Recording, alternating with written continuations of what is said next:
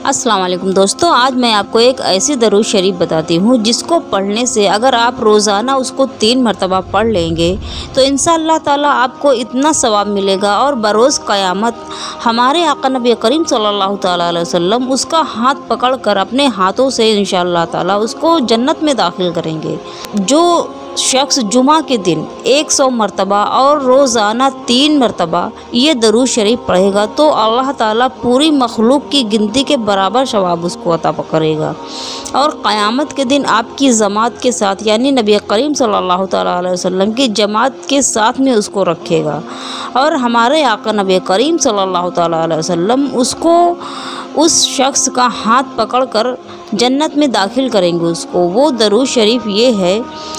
सलावातुल्लाहि व मलाइकतिही व अनबिही व रसूलिही व जमीई खलक़िही अला सय्यदना मुहम्मदिन व अला आलि सय्यदना मुहम्मदिन व